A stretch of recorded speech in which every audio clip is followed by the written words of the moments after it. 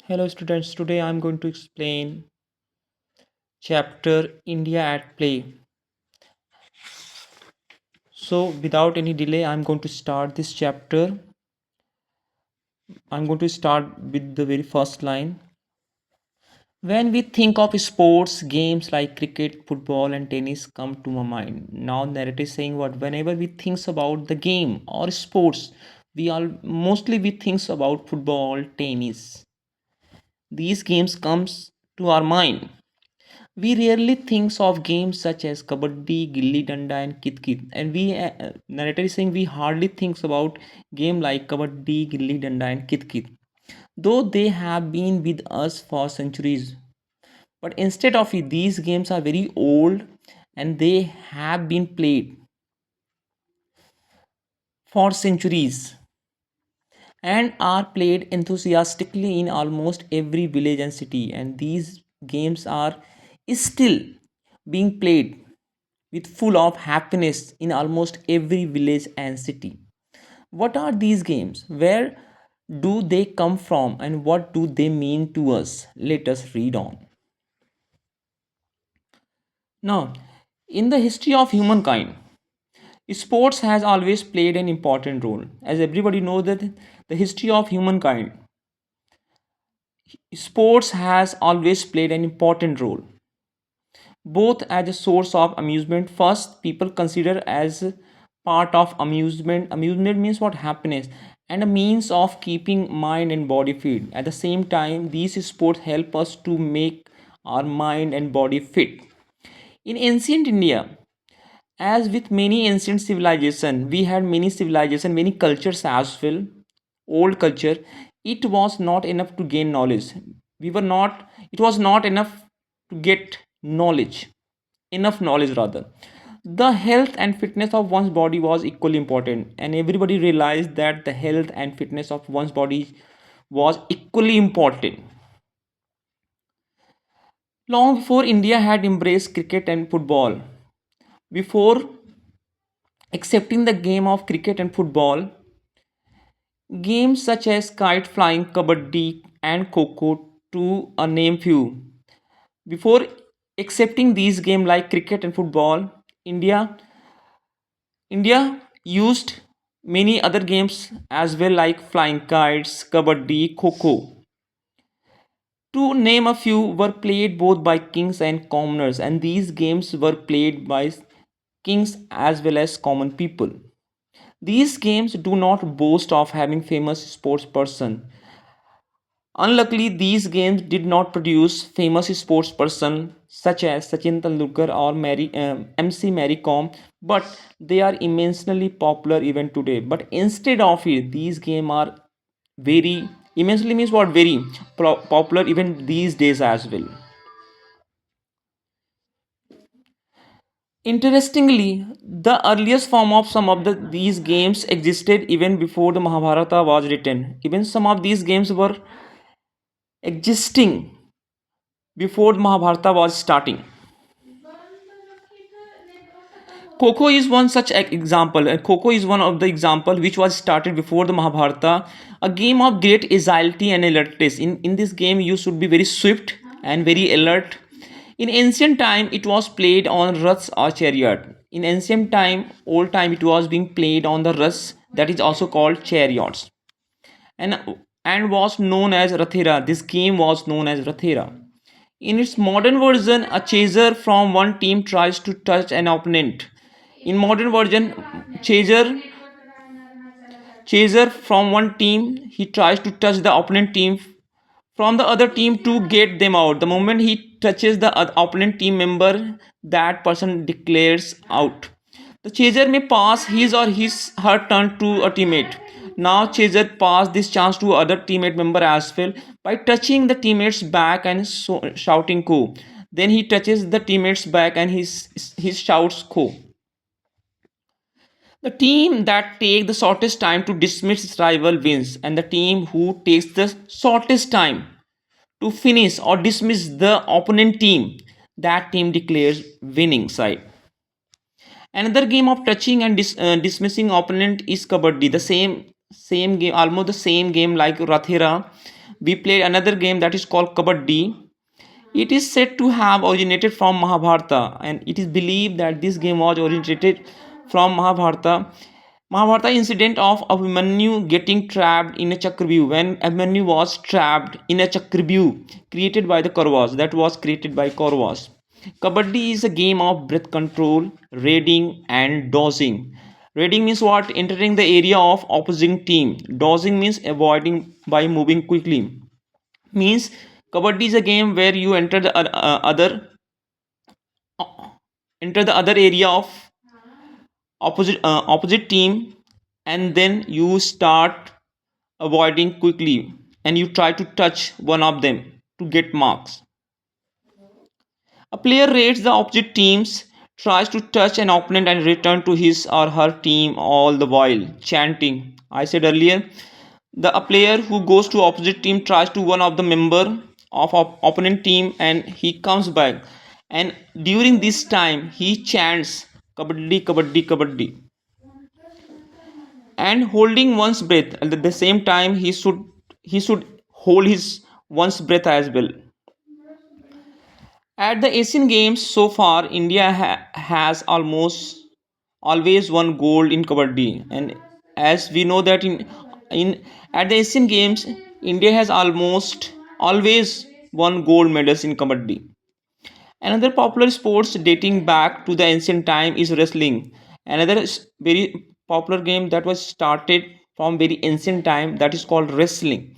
The Mahabharata mentions Duryodhana and Bhima as accomplished wrestler, and it has been said in Mahabharata that Duryodhana and Bhima they were accomplished wrestler. Accomplished means what? Well talented, very skillful wrestler. Most famous freestyle version of wrestling in India is Kusti. The most freestyle version of wrestling in India, that is called Kusti, which symbolizes bravery and strength, and this shows bravery and strength. That is also in this game, Pahlwans or wrestlers generally practice in akharas. Pahlwans, they are also called wrestlers. They practice in akhara or wrestling school and Dangal's annual village competition, and that happen at annual village competition.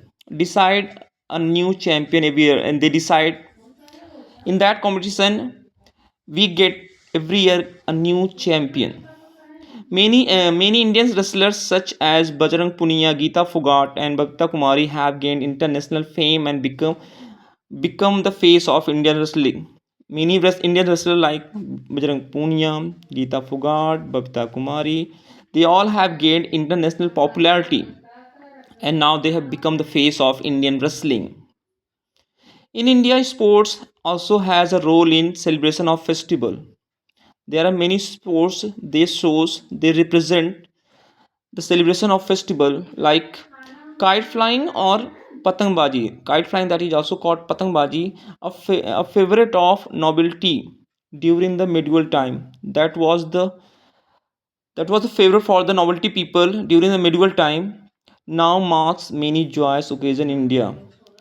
Now it shows many, it happen in many joyous occasion, happy occasion in India. The international kite festival is held every year in Gujarat.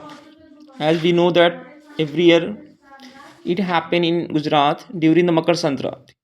On 15th August, the sky is dotted with kites as people celebrate Indian Independence Day, and we can see many flights flying higher in the sky on 15th August. Kite battle are also held where one kite flyer entangle the sting, and sometimes kite battle happen on this day where one person kite he tried to what try to cut the other's kite, string off her or his kite around another and tries to cut it. Some games are played for pure enjoyment, but and there are some other games as well, they are played for the sheer enjoyment, like gilli danda for example. It is said to have originated during the modern period, and this game or originated during the modern period. It is similar to cricket. This game looks like cricket, but you use the gilli and a small piece of wood tapered at the end. Now in this what we use a small piece of wood that is called gilli. They are what they sharpen at the corner like cone like structure at the end, and the danda a short stick, and we use danda, that is for that we use short stick. The gilli is hit with the danda, and if the fielding team succeed in catching the gilli in this game, when the person, when a player, when he hit the gilli, and if the gilli is being caught by the opponent member, the striker is out. So the person who has striken, he would be out. Else the distance between the starting point and where the gilli lands is measured with the danda. Instead of it, when he is hitting the gilli, and when that gilli goes, when that gilli reach, it is being measured by danda only. The team with the highest score win, and the team who score highest mark, highest number, they are declared win. A very popular game among children in rural India is also played in Nepal as Dandi Biyo, and in Iran is Alak Dolak. A very popular game among the children that is played in rural India. This game is also played in Nepal as well. In Nepal it is called Dandi Biyo, and in Iran it is called Alak Dholak. Another game popular among children is Kit Kit Aaj Tapu. Another game that is very popular in India, that is called Kit Kit Aaj Tapu. Simple yet tricky. This game is very simple but very tricky as well. It tests the player's skill at balancing. First, it tests the player's skill, how he was going to balance himself, and aiming, how he aims perfectly. A number grid is drawn on the ground. I think you people have played in your childhood. There we make a grid, square circle on the ground, and we mark number 1, 2, 3, 4 like that. A player has to toss a stone or a marker on the number square. Then what a person, a player, he throws a stone or marker on a numbered square and hop on one leg from one end of the grid to the other. Then he start hopping by using one leg. Hopping means what? Jumping. And then he tries to come back again without losing balance. This continued till the player reaches the last square, and this happened until unless he reaches to the last square and complete the lap successfully, and he completed the jumping successfully. The game is played as hopscotch in India. This game is called hopscotch in England and escargot in France. And this game is known as escargot in France. Most of these games require the full involvement of one's body and mind. In this game, means so most of these games, they involve our one's body. They involve our body and mind. However, a game like chess can only be won with the strategies of a sharp mind. As we know that game of chess, if you have very sharp mind and you have good strategies, then you can win this game. Today, India prides itself on the feat of former world chess champion Viswanathan Anand and Grandmaster Koneru Humpy. These are very popular, very famous personalities of chess. Incidentally, the pride also lies in the fact that game is said to have originated in India. But the most important thing, it is said that this game was originated in India only. Ancient texts like the Ramayana and the Mahabharata call the game Chaturanga. Ancient time during the Ramayana and Mahabharata, this game was known as Chaturanga. According to the Persian poet Firdausi, there was one poet as well. He came from Persia. His name was Firdausi. An Indian king sent a Chaturanga board to the king of Persia. This game was sent by Indian king to the Persian king, from where the game spread to the rest of the world, and from there this game was spread across the world. These traditional games are a significant part of our cultural heritage, and these games are a very important part of cultural heritage. We play them to exercise our body and mind, and these games help us to make our body and mind healthy. to test our agility and skill, so we can test our activeness and skill, and most important to have fun, and most importantly we get lots of fun. But these games also contain in them the spirit of our history. At the same time they shows our history as well. They may not inspire the kind of frenzy that games like cricket easily do. What is the meaning of frenzy? Great excitement. Now he's saying, narrator is saying, they may not inspire the kind of frenzy that games like cricket easily do. And narrator believes that these games do not give that much excitement which we get from the cricket at once, but they carry forward our legacy. But they are carrying out our tradition and give us our identity, and they make our identity, they maintain our identity.